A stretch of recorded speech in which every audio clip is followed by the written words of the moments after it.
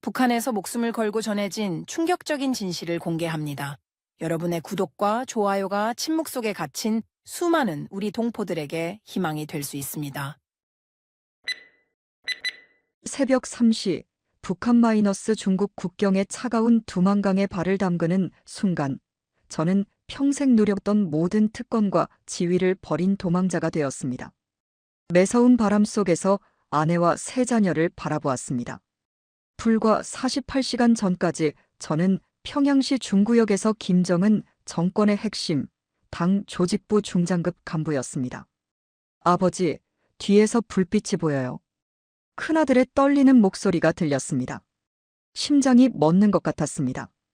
북한 국경경비대의 서치라이트였습니다. 발각되면 우리 가족은 정치범 수용 소행 아니면 즉결 처형이 기다리고 있었습니다. 보위부 고위 간부였던 내부 조력자 김 처장의 마지막 충고가 귓가에 울렸습니다. 강을 건너는 순간 모든 것이 끝나거나 시작될 겁니다. 평양의 권력 중심부에서 벌어진 잔혹한 숙청을 목격한 저희 가족의 탈출은 국정원도 예상하지 못했던 경로를 통해 이루어졌습니다. 작은 아들을 등에 업고 아내는 딸의 손을, 큰아들은 소지품을 든 채 우리는 차가운 강물로 뛰어들었습니다. 총성이 울렸고 물보라가 튀었습니다. 그 순간부터 우리의 충격적인 탈북 여정이 시작되었습니다. 저는 평양시 중구역에서 20년 넘게 당 조직부에서 근무했던 사람입니다. 제가 지금 이렇게 자유대한민국에서 제 이야기를 하게 될 줄은 꿈에도 생각하지 못했습니다. 불과 1년 전만 해도 저는 북한 체제의 핵심 간부로서 안정된 삶을 살고 있었습니다. 하지만 지금은 제 과거의 모든 것을 버리고 새로운 삶을 시작하고 있습니다. 당시 저는 중장급 간부로서 평양의 중심부에서 호화로운 생활을 하고 있었습니다. 당 조직부에서의 제 위치는 누구나 부러워할 만한 자리였고 가족들 역시 북한에서는 최상위 계층의 삶을 누리고 있었습니다. 아내는 평양 제1백화점에서 간부로 일했고 큰아들은 김일성 종합대학을, 작은아들은 만경대형 명학원을 다니고 있었습니다. 딸은 평양음악무용대학에서 공부하며 장래가 촉망되는 무용수였습니다. 하지만 그 겉으로 보기에 완벽해 보이는 삶의 이면에는 항상 불안과 공포가 존재했습니다. 매일 아침 눈을 뜰 때마다 오늘은 어떤 모습으로 충성을 보여야 할지, 어떤 말실수나 행동으로 인해 위험에 처하지는 않을지 전전긍긍했습니다. 높은 지위에 있을수록 더 큰 긴장감 속에서 살아야 했습니다. 특히 최근 몇 년간 고위급 인사들의 숙청이 빈번해지면서 그 불안감은 더욱 커져갔습니다. 한순간의 실수나 누군가의 모함으로 모든 것을 잃을 수 있다는 공포가 항상 저를 따라다녔습니다. 겉으로는 웃으며 당과 수령에 대한 충성을 외쳤지만 마음속으로는 언제 닥칠지 모르는 위험에 대한 두려움으로 가득했습니다. 지금 이 순간에도 그때의 기억들이 생생합니다. 매일 아침 당 간부로서 김일성 주석과 김정일 위원장의 초상화에 인사를 드리며 시작했던 하루하루가, 그리고 밤마다 자신의 언행을 되돌아보며 불안에 떨었던 시간들이 마치 어제 일처럼 떠오릅니다. 그런 삶이 저와 제 가족에게 얼마나 큰 정신적 압박이었는지 이제야 진정으로 깨닫게 됩니다. 탈북을 결심하기까지, 그리고 그 계획을 실행에 옮기기까지의 과정은 제 인생에서 가장 힘들고도 중요한 시기였습니다. 지금 이 이야기를 시작하면서도 가슴이 떨립니다. 하지만 저희 가족이 자유를 찾아 목숨을 걸고 넘어온 그 여정을 많은 사람들과 나누고 싶습니다. 우리의 이야기가 북한의 실상을 알리고 언젠가 이뤄질 통일의 밑거름이 되길 바라는 마음으로 말입니다. 나머지 이야기를 시작하기 전에 한 가지 분명히 말씀드리고 싶은 것이 있습니다. 제가 이 이야기를 하는 것은 결코 북한 체제를 비방하거나 정치적 목적을 위해서가 아닙니다.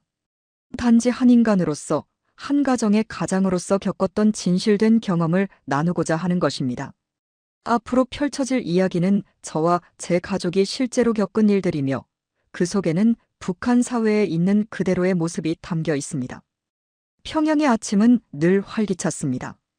특히 중구역 창광거리의 고급 아파트에서 바라보는 도시의 풍경은 마치 다른 나라에 있는 것 같은 착각을 불러일으켰습니다. 반짝이는 유리창을 가진 고층 건물들, 깨끗하게 정비된 도로, 그리고 멀리 보이는 유경 호텔의 위용까지. 하지만 이것은 북한의 진짜 모습이 아니었습니다. 저희 집은 방 4개짜리 호화로운 아파트였습니다.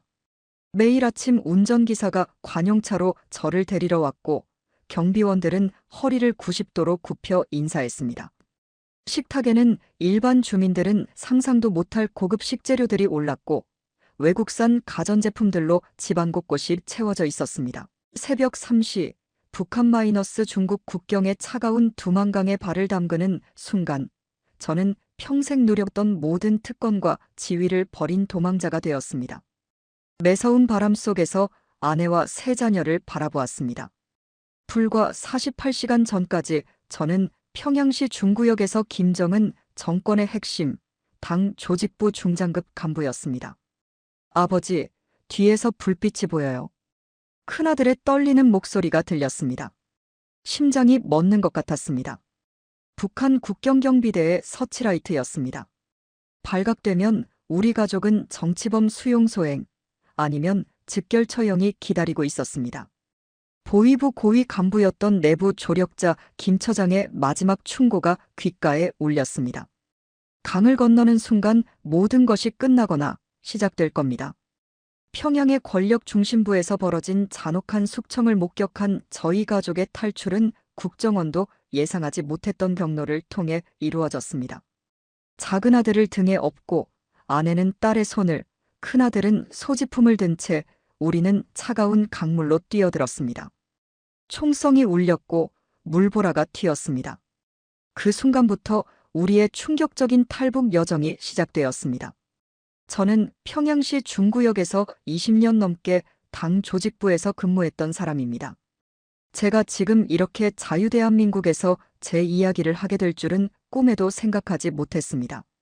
불과 1년 전만 해도 저는 북한 체제의 핵심 간부로서 안정된 삶을 살고 있었습니다. 하지만 지금은 제 과거의 모든 것을 버리고 새로운 삶을 시작하고 있습니다. 당시 저는 중장급 간부로서 평양의 중심부에서 호화로운 생활을 하고 있었습니다. 당 조직부에서의 제 위치는 누구나 부러워할 만한 자리였고 가족들 역시 북한에서는 최상위 계층의 삶을 누리고 있었습니다. 아내는 평양 제1백화점에서 간부로 일했고 큰아들은 김일성 종합대학을, 작은아들은 만경대형 명학원을 다니고 있었습니다. 딸은 평양음악무용대학에서 공부하며 장래가 촉망되는 무용수였습니다. 하지만 그 겉으로 보기에 완벽해 보이는 삶의 이면에는 항상 불안과 공포가 존재했습니다. 매일 아침 눈을 뜰 때마다 오늘은 어떤 모습으로 충성을 보여야 할지, 어떤 말실수나 행동으로 인해 위험에 처하지는 않을지 전전긍긍했습니다. 높은 지위에 있을수록 더 큰 긴장감 속에서 살아야 했습니다. 특히 최근 몇 년간 고위급 인사들의 숙청이 빈번해지면서 그 불안감은 더욱 커져갔습니다. 한순간의 실수나 누군가의 모함으로 모든 것을 잃을 수 있다는 공포가 항상 저를 따라다녔습니다. 겉으로는 웃으며 당과 수령에 대한 충성을 외쳤지만 마음속으로는 언제 닥칠지 모르는 위험에 대한 두려움으로 가득했습니다. 지금 이 순간에도 그때의 기억들이 생생합니다. 매일 아침 당 간부로서 김일성 주석과 김정일 위원장의 초상화에 인사를 드리며 시작했던 하루하루가, 그리고 밤마다 자신의 언행을 되돌아보며 불안에 떨었던 시간들이 마치 어제 일처럼 떠오릅니다. 그런 삶이 저와 제 가족에게 얼마나 큰 정신적 압박이었는지 이제야 진정으로 깨닫게 됩니다. 탈북을 결심하기까지, 그리고 그 계획을 실행에 옮기기까지의 과정은 제 인생에서 가장 힘들고도 중요한 시기였습니다. 지금 이 이야기를 시작하면서도 가슴이 떨립니다. 하지만 저희 가족이 자유를 찾아 목숨을 걸고 넘어온 그 여정을 많은 사람들과 나누고 싶습니다. 우리의 이야기가 북한의 실상을 알리고 언젠가 이뤄질 통일의 밑거름이 되길 바라는 마음으로 말입니다. 나머지 이야기를 시작하기 전에 한 가지 분명히 말씀드리고 싶은 것이 있습니다. 제가 이 이야기를 하는 것은 결코 북한 체제를 비방하거나 정치적 목적을 위해서가 아닙니다. 단지 한 인간으로서, 한 가정의 가장으로서 겪었던 진실된 경험을 나누고자 하는 것입니다. 앞으로 펼쳐질 이야기는 저와 제 가족이 실제로 겪은 일들이며 그 속에는 북한 사회에 있는 그대로의 모습이 담겨 있습니다. 평양의 아침은 늘 활기찼습니다. 특히 중구역 창광거리의 고급 아파트에서 바라보는 도시의 풍경은 마치 다른 나라에 있는 것 같은 착각을 불러일으켰습니다. 반짝이는 유리창을 가진 고층 건물들, 깨끗하게 정비된 도로, 그리고 멀리 보이는 유경 호텔의 위용까지. 하지만 이것은 북한의 진짜 모습이 아니었습니다. 저희 집은 방 4개짜리 호화로운 아파트였습니다. 매일 아침 운전기사가 관용차로 저를 데리러 왔고 경비원들은 허리를 90도로 굽혀 인사했습니다. 식탁에는 일반 주민들은 상상도 못할 고급 식재료들이 올랐고 외국산 가전제품들로 집안 곳곳이 채워져 있었습니다. 하지만 이런 특권층의 생활 이면에는 철저한 감시와 통제가 있었습니다. 매일 밤 보위부의 일일 동향을 보고해야 했고 가족들의 외출도 일일이 체크되었습니다. 심지어 저희 집 안방에도 도청장치가 설치되어 있다는 소문이 돌았습니다. 그래서 가족들과 중요한 대화를 나눌 때면 항상 욕실에 수도꼭지를 틀어놓고 이야기를 나눴습니다. 당 조직부에서의 업무는 겉으로 보기에는 화려했지만 실상은 끊임없는 긴장의 연속이었습니다. 매일 아침 회의에서는 김정은 위원장의 지시사항을 전달받고 그것을 실행하기 위해 밤낮 없이 뛰어다녀야 했습니다. 한 번의 실수도 용납되지 않았고 항상 누군가가 저를 감시하고 있다는 느낌에 시달렸습니다. 특히 최근 들어 김정은 위원장의 즉흥적인 결정들이 많아지면서 업무 수행이 더욱 힘들어졌습니다. 오늘 지시한 것을 내일 뒤집는 일이 다반사였고 그때마다 책임을 져야 하는 것은 저희 같은 중간 간부들이었습니다. 동료들이 하나둘 숙청되는 것을 보며 저 역시 언제 그런 상황에 처할지 모른다는 불안감에 시달렸습니다. 아내는 평양 제1백화점에서 근무하며 외화벌이 사업에 관여했습니다. 겉으로는 화려해 보이는 직책이었지만 사실 그곳에서도 끊임없는 압박이 있었습니다. 매달 정해진 외화 상납 목표를 채우지 못하면 가차없는 질책이 이어졌고 때로는 밤늦게까지 남아 일해야 했습니다. 자녀들 역시 마찬가지였습니다. 엘리트 교육기관에 다니는 것이 자랑스러워 보였지만 실제로는 더 큰 압박감 속에서 생활해야 했습니다. 작은 실수 하나도 용납되지 않았고 부모의 지위 때문에 항상 모범이 되어야 한다는 부담감을 안고 살았습니다. 특히 큰아들은 김일성 종합대학에서 매일같이 이어지는 사상교육과 생활총화에 지쳐갔습니다. 이런 것과 속이 다른 삶이 계속되면서 저는 점점 더 큰 회의감을 느끼기 시작했습니다. 과연 이것이 정상적인 삶인가? 우리 가족이 이렇게 살아야 하는가 하는 의문이 들기 시작했습니다.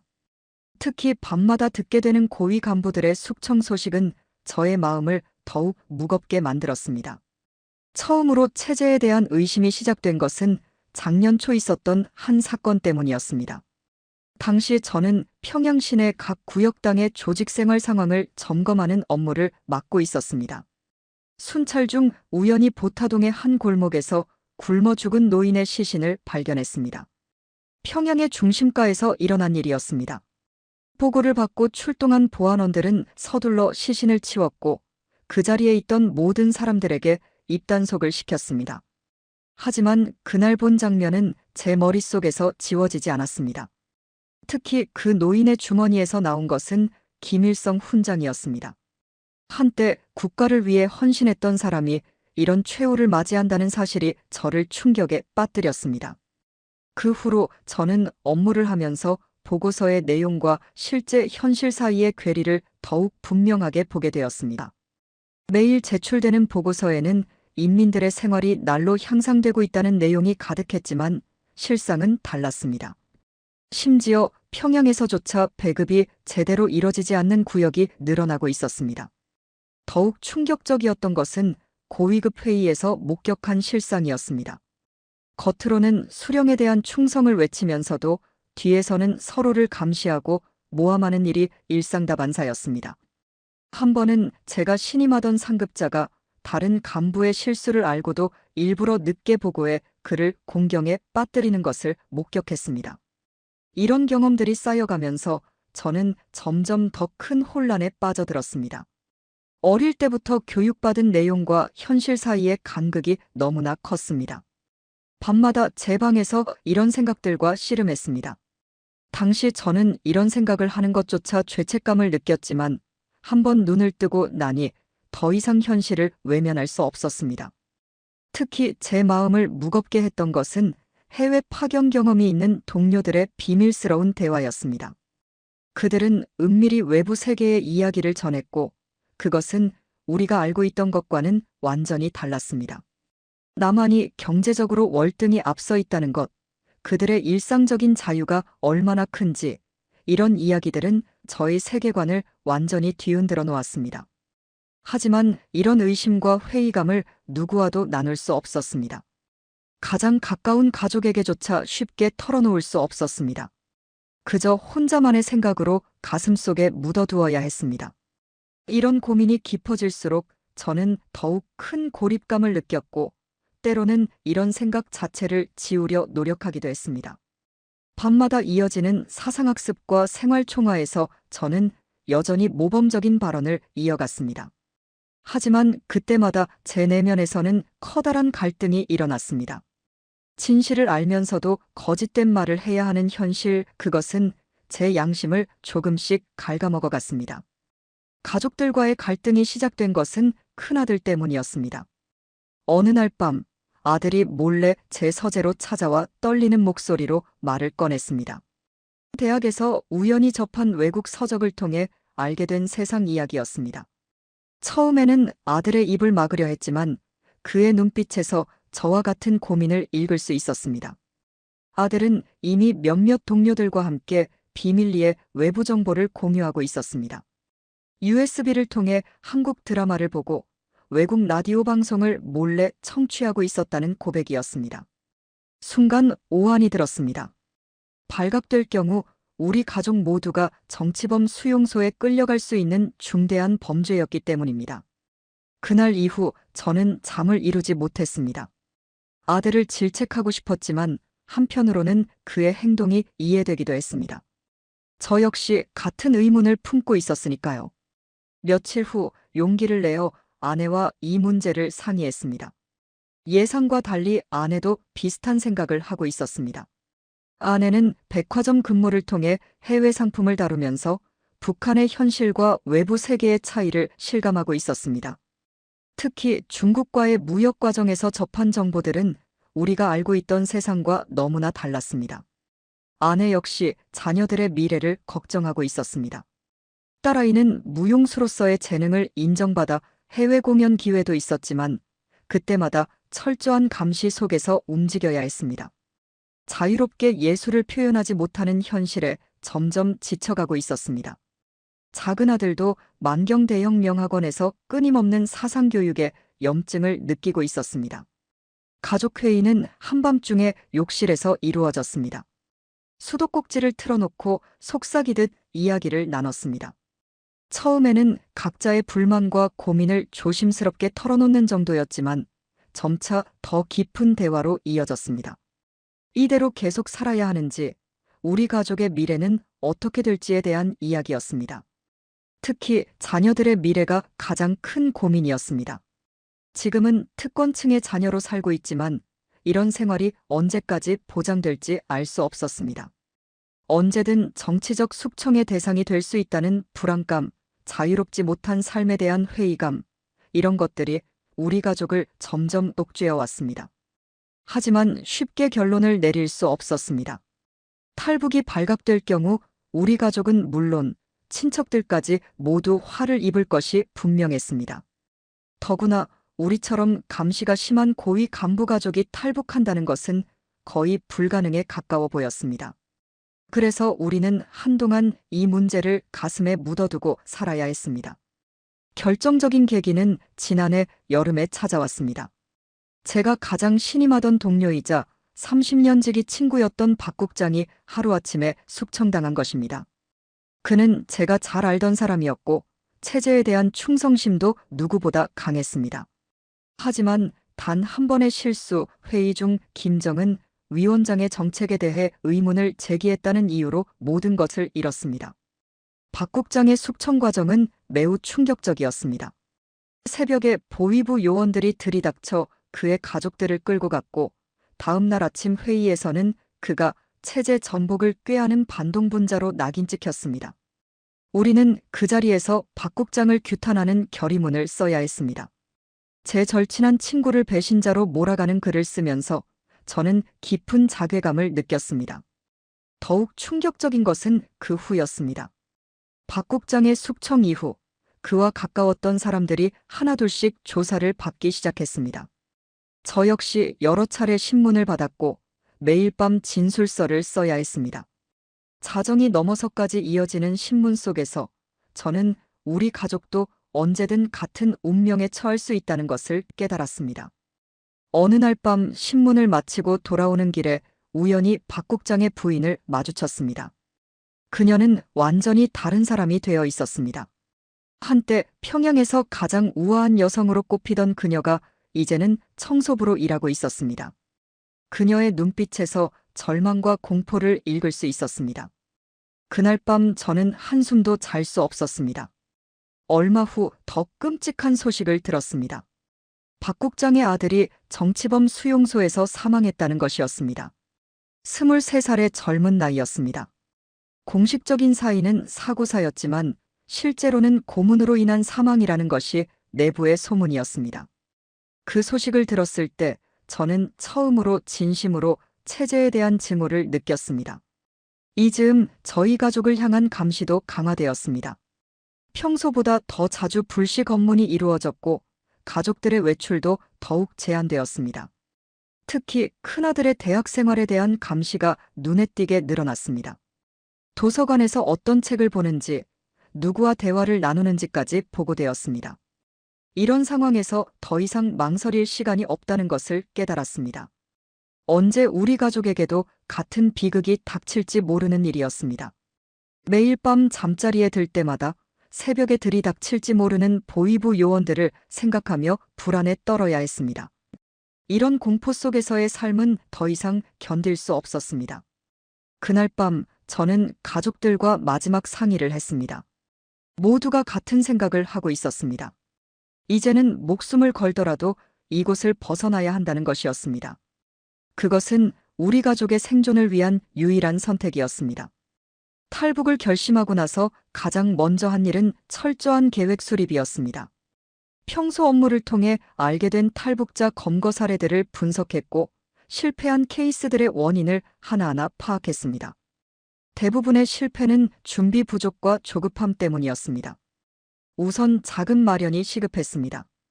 아내가 백화점 근무를 통해 모아둔 달러와 위안화가 있었지만 턱없이 부족했습니다. 비자금을 마련하기 위해 저희 부부는 몇 달에 걸쳐 조금씩 재산을 현금화했습니다.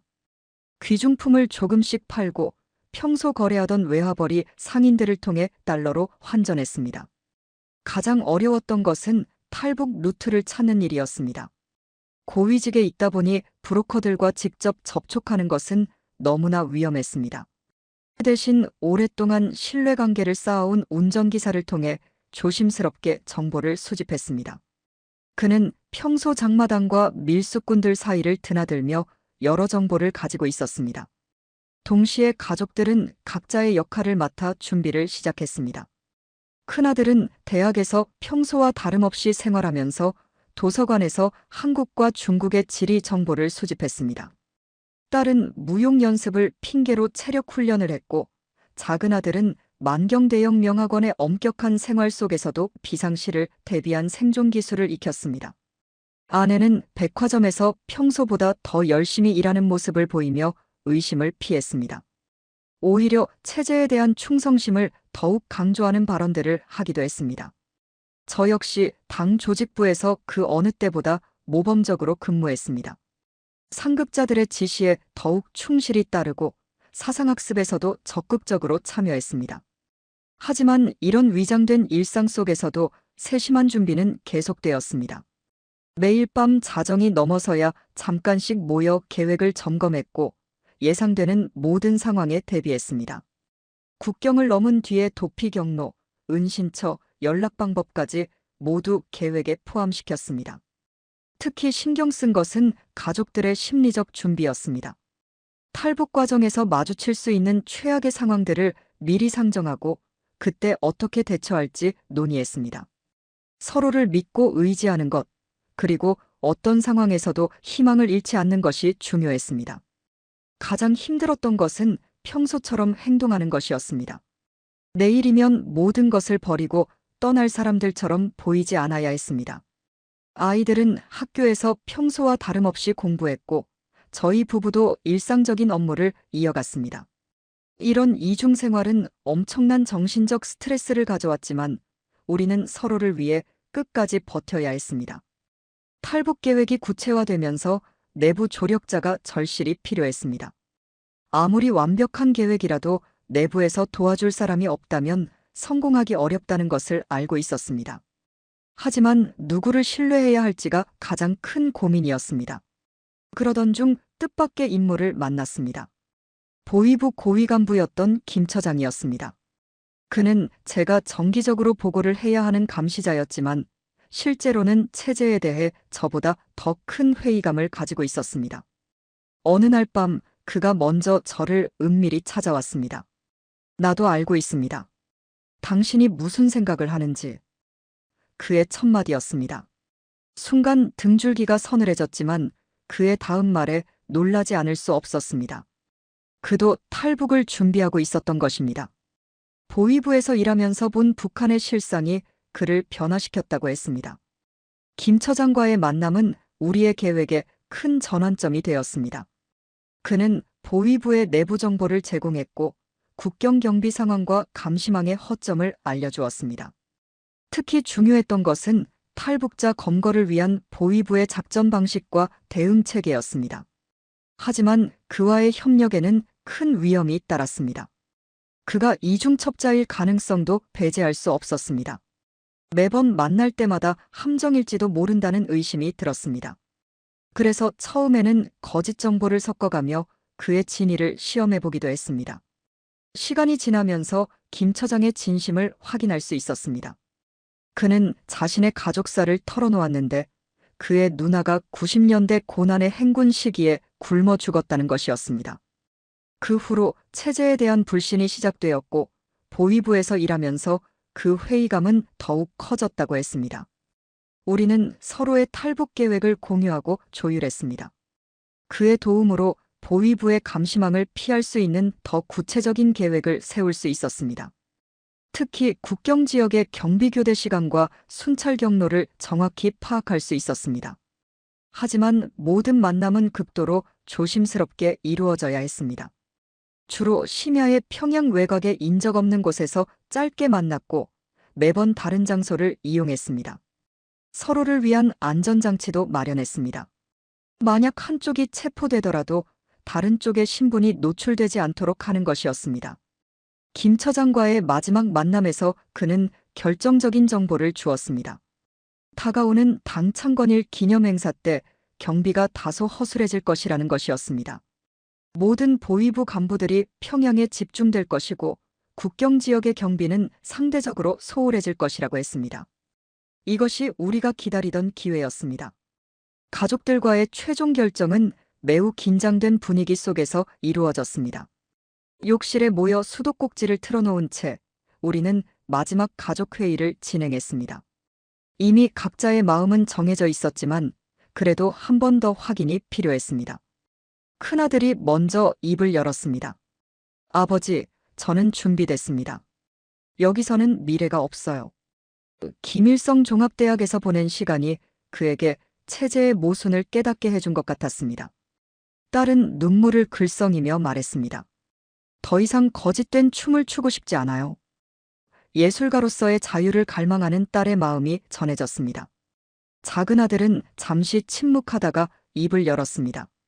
만경 대형 명학원에서 매일 들어온 이야기들이 모두 거짓말 같아요. 어린 나이임에도 이미 현실을 직시하고 있었습니다. 아내는 마지막으로 말했습니다. 당신만 따라가면 됩니다.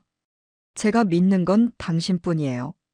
탈북 날짜를 당 창건일 전날로 정했습니다. 김 처장의 정보대로 그날이 경비가 가장 허술할 것으로 예상됐습니다. 우리는 각자의 역할을 다시 한번 확인했습니다. 큰아들은 필요한 서류들을 위조하는 일을, 딸은 탈북 후 사용할 비상용품을 준비하는 일을, 작은 아들은 주변 감시 상황을 살피는 일을 맡았습니다. 아내는 평소보다 많은 양의 식료품을 구입하기 시작했습니다. 의심을 피하기 위해 조금씩 여러 날에 걸쳐 준비했습니다. 저는 업무상 필요한 출장 서류들을 조금씩 준비했습니다. 국경 지역까지 가는데 필요한 모든 허가서를 합법적인 방법으로 확보했습니다. 가장 힘들었던 건 평소와 다름없이 행동하는 것이었습니다. 매일 아침 똑같은 시간에 일어나 출근하고 회의에 참석하고 일상적인 업무를 처리했습니다. 저녁에는 가족들과 평소처럼 식사를 하고 대화를 나눴습니다. 하지만 우리 모두의 마음은 이미 다른 곳에 가 있었습니다. 특히 아이들이 힘들어했습니다. 학교에서 마지막으로 보는 친구들과 선생님들 앞에서 평소와 같은 모습을 보여야 했기 때문입니다. 딸아이는 마지막 무용 연습을 하면서 눈물을 참았다고 했습니다. 큰아들은 도서관에서 마지막으로 책을 반납하면서 가슴이 먹먹했다고 했습니다. 그렇게 하루하루가 지나갔습니다. 달력의 숫자를 지워가면서 우리는 점점 더 긴장된 나날을 보냈습니다. 밤에는 거의 잠을 이루지 못했습니다. 작은 소리에도 놀라 깨어났고 매일 밤 보이부가 들이닥치지는 않을까 노심초사했습니다. 마지막 날, 우리는 평소보다 일찍 잠자리에 들었습니다. 하지만 아무도 잠들지 않았습니다. 각자의 방에서 이불을 뒤집어 쓴 채 우리는 새벽을 기다렸습니다. 그것은 우리 가족의 마지막 밤이자 새로운 삶을 향한 첫걸음이었습니다. 탈북 당일 새벽 모든 것이 계획대로 진행되는 듯 했습니다. 새벽 2시 평양의 밤거리는 완전히 고요했습니다. 우리는 마치 급한 출장이 있는 것처럼 짐을 최소화했습니다. 평소 제가 자주 지방 출장을 다녔기 때문에 이른 시간 가족과 함께 이동하는 것도 그럴듯한 구실이 있었습니다. 하지만 예상치 못한 위기가 찾아왔습니다. 평양을 벗어나는 첫 번째 검문소에서 평소와 다른 검열이 시작된 것입니다. 알고 보니 당 창건일을 앞두고 특별 경계 근무가 내려진 상태였습니다. 우리를 태운 차량이 검문소에 다가갔을 때 온 가족의 심장이 멎는 것 같았습니다. 다행히 평소 제가 쌓아둔 인맥이 도움이 되었습니다. 검문소의 책임자가 제가 예전에 도와준 적이 있는 사람이었습니다. 그는 잠시 망설이다가 우리를 통과시켜 주었습니다. 하지만 이 사건은 우리에게 큰 경각심을 주었습니다. 앞으로 더 많은 예상치 못한 상황이 있을 것이라는 걸 깨달았습니다. 평양을 벗어나자마자 우리는 계획을 수정해야 했습니다. 원래는 주요 도로를 따라 이동할 예정이었지만 검문이 강화된 상황에서는 너무 위험했습니다. 대신 산간 지역의 우회도로를 택했습니다. 포장되지 않은 길이라 시간은 더 걸렸지만 검문을 피할 수 있었습니다. 새벽부터 시작된 긴장된 여정이었습니다. 차량은 울퉁불퉁한 길을 달렸고 아이들은 피곤에 지쳐 조용히 앉아 있었습니다. 아내는 계속해서 뒤를 살폈습니다. 추적당하고 있지는 않은지 확인하기 위해서였습니다. 저는 운전에 집중하면서도 계속해서 주변 상황을 주시했습니다. 점심 무렵, 우리는 잠시 한적한 곳에 차를 세우고 휴식을 취했습니다. 아이들은 준비해온 도시락을 먹었고 저희 부부는 앞으로의 계획을 다시 한번 점검했습니다. 이때 김 처장으로부터 마지막 연락이 왔습니다. 국경 지역의 경비 상황을 알려주는 내용이었습니다. 오후가 되자 날씨가 급격히 나빠지기 시작했습니다. 비가 내리기 시작했고 시야는 점점 흐려졌습니다. 평소 같았으면 큰 걱정거리였겠지만 이번만큼은 오히려 다행이었습니다. 나쁜 날씨는 우리의 이동을 숨겨주는 천적의 도움이 되었기 때문입니다. 해가 저물 무렵 우리는 마침내 국경 지역 근처에 도착했습니다. 이제 가장 위험한 순간이 다가오고 있었습니다. 차량을 미리 약속된 장소에 숨기고 우리는 걸어서 이동하기 시작했습니다.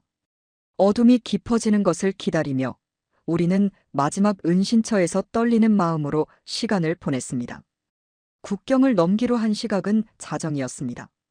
비는 계속 내렸고 어둠은 깊어졌습니다. 김 처장이 알려준 정보대로 이 시간에는 경비병들의 교대가 이루어졌고 30분 정도의 빈틈이 생겼습니다. 우리는 이 짧은 시간을 노려야 했습니다. 강을 건너기 전 저는 가족들에게 마지막 당부를 했습니다. 절대 소리를 내지 말고 내 뒤만 따라오세요. 무슨 일이 있어도 서로 손을 놓지 마세요. 큰아들이 작은아들의 손을 잡았고 아내는 딸의 손을 꼭 쥐었습니다. 저는 선두에 섰습니다. 그때 예상치 못한 상황이 발생했습니다. 멀리서 군용 트럭의 엔진 소리가 들려왔습니다. 급히 우리는 수풀 속으로 몸을 숨겼습니다. 차가운 진흙탕 속에 엎드려 있는 동안 작은아들이 기침을 참으려 안간힘을 쓰는 것이 느껴졌습니다. 트럭이 지나가는 5분이 5시간처럼 느껴졌습니다. 드디어 강가에 도착했습니다. 밤사이 내린 비로 물살이 평소보다 거셌습니다. 준비해온 고무보트를 펼쳤지만 날카로운 바위에 긁혀 구멍이 났습니다. 예비용 보트도 있었지만 이미 시간이 많이 지체되었습니다. 경비병 교대 시간이 거의 끝나가고 있었습니다. 순간적인 판단이 필요했습니다. 저는 가족들에게 속삭였습니다. 하나씩 업고 건너가겠습니다. 먼저 작은 아들을 업고 강을 건넜습니다. 차가운 물살이 허리까지 차올랐고 바닥의 돌들은 미끄러웠습니다. 한 번 넘어지면 모든 것이 끝날 수 있었습니다. 첫 번째 왕복에 성공하자 자신감이 생겼습니다. 두 번째로 딸을, 세 번째로 아내를 건넜습니다. 마지막으로 큰아들이 남았을 때 갑자기 상류에서 불빛이 비쳤습니다. 순찰 보트였습니다. 우리는 강둑에 움푹 파인 곳에 몸을 숨겼습니다. 순찰 보트가 지나가고 마지막으로 큰아들을 데리러 강을 건널 때는 이미 경비병 교대 시간이 지나 있었습니다. 언제 총성이 울릴지 모르는 상황에서 저는 평생 가장 빠른 속도로 헤엄을 쳤습니다. 큰아들과 함께 마지막 횡단을 할 때는 이미 동이 트기 시작했습니다. 마지막 순간 멀리서 호루라기 소리가 들렸습니다. 우리의 흔적이 발견된 것 같았습니다. 온 가족이 있는 힘을 다해 숲속으로 달렸습니다. 젖은 옷이 무거웠고 추위로 몸이 떨렸지만 멈출 수는 없었습니다. 뒤에서 개 짖는 소리와 군인들의 고함 소리가 들렸습니다. 그렇게 우리는 날이 밝을 때까지 계속 달렸습니다. 숨이 턱까지 차올랐지만 멈추면 안 된다는 생각뿐이었습니다. 작은 아들이 지쳐 울먹이기 시작했을 때 아내가 등에 업고 달렸습니다. 딸은 발목을 삐었지만 소리도 내지 못한 채 절뚝거리며 따라왔습니다. 해가 완전히 떴을 때 우리는 미리 약속된 중국 측 접선 장소에 도착했습니다. 김 처장이 소개해준 브로커와 만나기로 한 패가였습니다. 하지만 그곳에는 아무도 없었습니다. 시간은 흐르고 불안감은 점점 커져갔습니다. 첫 번째 위기는 현지 농민과의 마주침이었습니다. 그는 우리를 보자마자 북한에서 넘어온 사람들이라는 걸 알아챘습니다. 숨죽이는 긴장된 순간 그 농민은 뜻밖의 말을 했습니다. 저쪽 창고에 숨어 있으세요. 곧 순찰이 올 겁니다. 인간적인 동정심을 보여준 첫 번째 이방인이었습니다.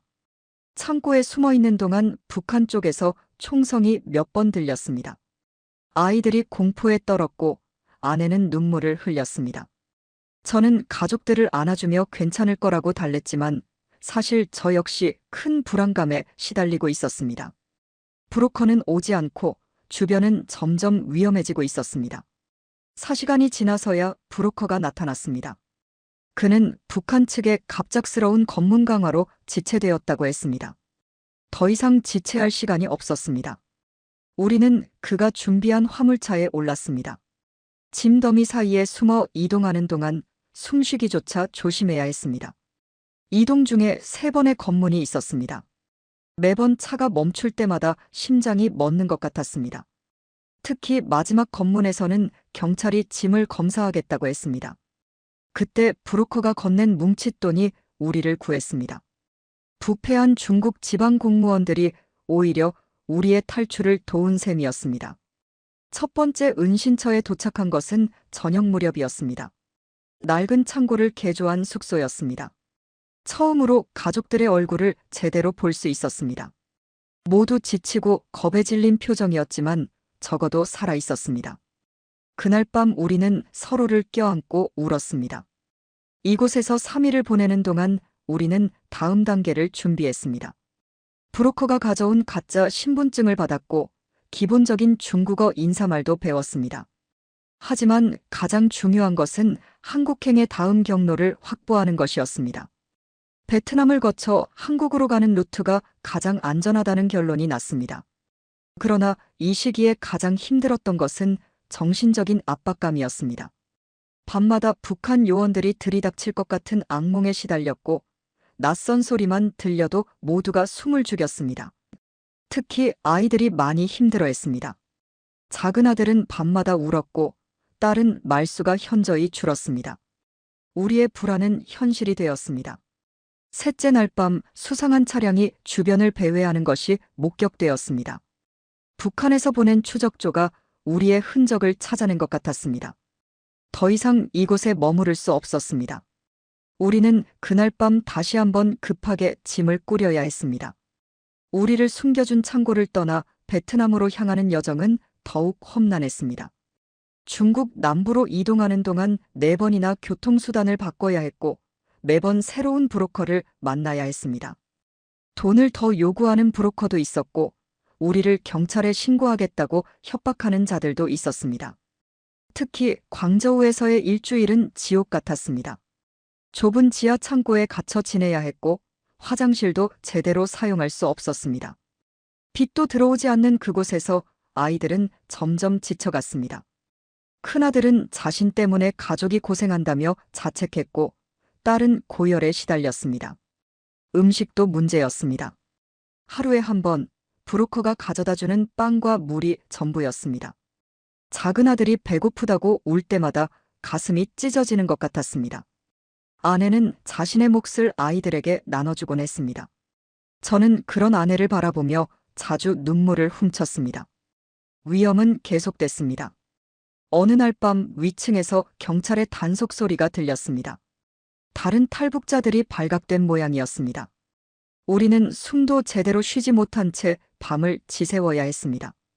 그날 밤 저는 처음으로 우리의 탈북 결정이 너무 무모했던 것은 아닌지 회의감이 들었습니다. 하지만 운명의 여신이 우리 편이었습니다. 한국의 한 교회에서 파견된 선교사님을 만난 것입니다. 그분은 위험을 무릅쓰고 탈북자들을 돕고 계셨습니다. 선교사님의 도움으로 우리는 베트남 국경으로 향하는 더 안전한 루트를 확보할 수 있었습니다. 베트남 국경을 넘기 전날 밤 선교사님은 우리에게 중요한 조언을 해주셨습니다. 국경에서 만약 붙잡히더라도 절대 북한으로 송환해달라고 하지 마세요. 한국행을 고집하세요. 그것은 나중에 우리의 생명줄이 되었습니다. 국경을 넘는 과정은 또 다른 시련이었습니다. 우리는 밤중에 산길을 따라 걸어야 했습니다.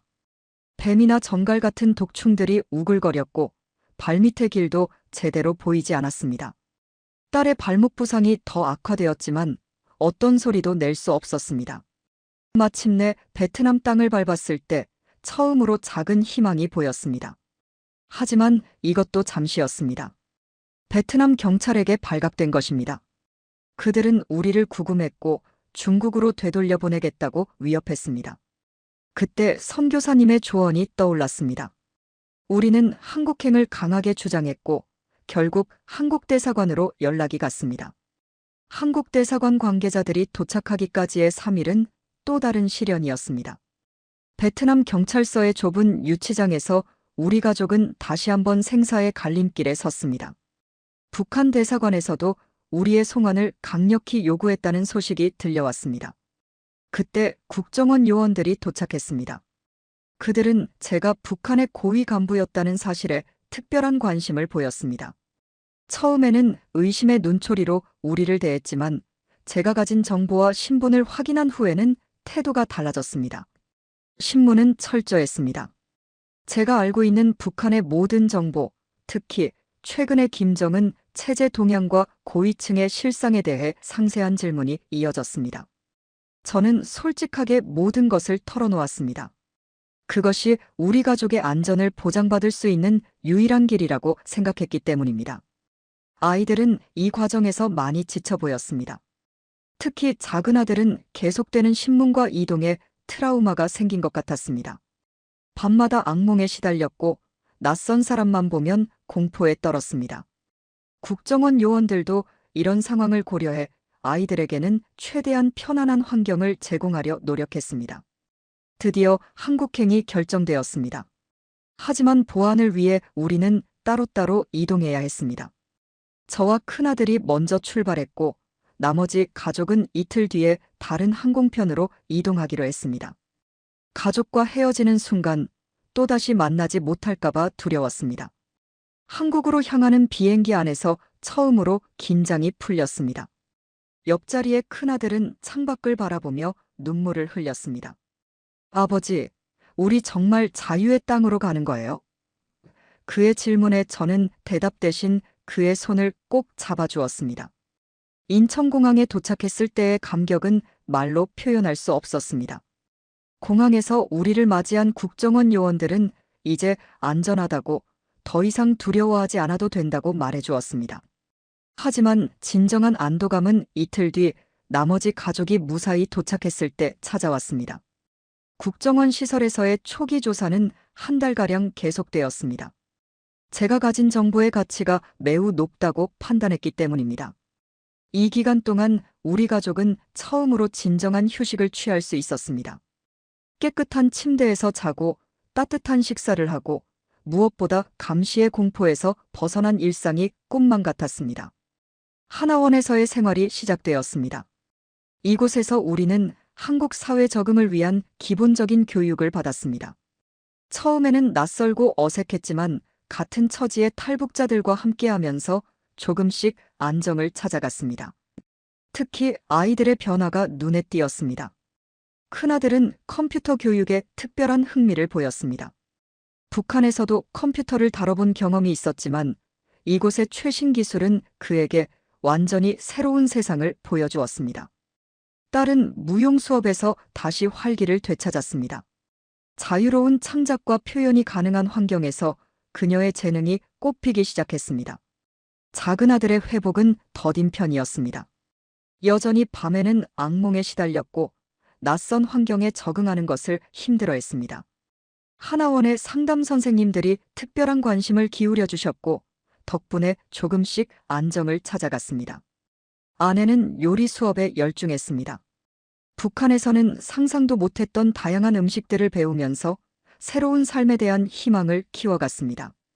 이제는 정말 우리 가족을 위한 행복한 식탁을 차릴 수 있을 것 같아요라며 웃던 아내의 모습이 아직도 선명합니다.